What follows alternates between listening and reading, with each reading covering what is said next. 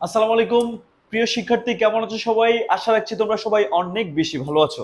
আজকে আমি তোমাদের সামনে নিয়ে আসলাম রুয়েট 10-11 সেশনে এসছে এরকম একটা নৌকা নদীর ম্যাথ। চলো শুরু করছি প্রশ্নটা। বলছে কোন নদীতে একটি নৌকার বেগ স্রোতের অনুকূলে ও প্রতিকূলে যথাক্রমে 18 কিলোমিটার পার আওয়ার এবং 6 কিলোমিটার পার আওয়ার। অনুকূলের বেগ হচ্ছে 18 কিলোমিটার পার আওয়ার আর প্রতিকূলের বেগ হচ্ছে 6 কিলোমিটার পার আওয়ার।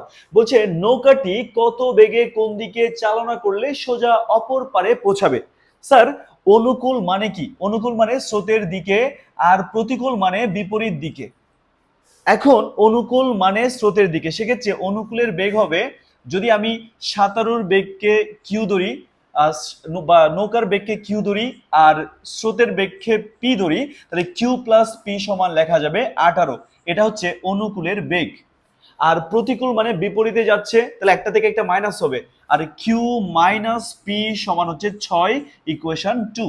স্যার, একটা কথা তোমাদেরকে ক্লিয়ার করতে চাই, সেটা হচ্ছে সবসময় স্রোতের বেগের চেয়ে নৌকা বা সাঁতারুর বেগকে বেশি ধরতে হবে। যদি প্রশ্নে ছোট না বলে, কিছু না বলে, তখন আমরা সবসময় নৌকার বেগ বা সাঁতারুর বেগকে স্রোতের বেগের চেয়ে বেশি ধরে নিয়ে কাজ করব।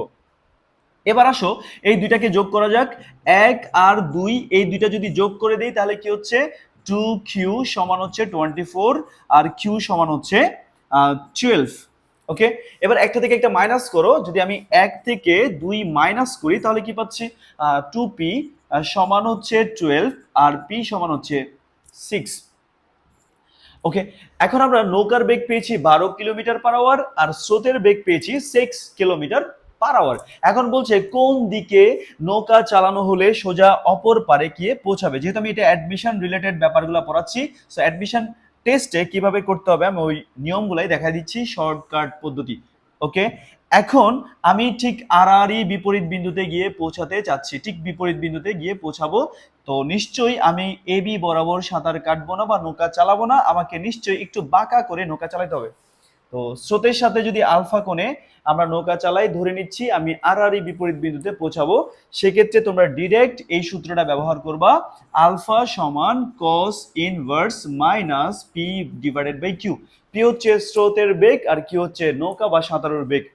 তো সেক্ষেত্রে আমরা লিখতে পারবো কস ইনভার্স মাইনাস পি এর জায়গায় বসানো যাবে 6 আর কিউ এর জায়গায় বসানো যাবে 12। সো এটাও আসতেছে 120 ডিগ্রি। এক্ষেত্রে আমরা বুঝতে পারছি আড়াআড়ি পারাপারের ক্ষেত্রে স্রোতের বেগের চেয়ে নৌকার বেগ যদি দ্বিগুণ হয়, সেক্ষেত্রে স্রোতের সাথে 120 ডিগ্রি কোণে নৌকা চালানো হলে ঠিক আড়াআড়ি বিপরীত বিন্দুতে গিয়ে পৌঁছাবে।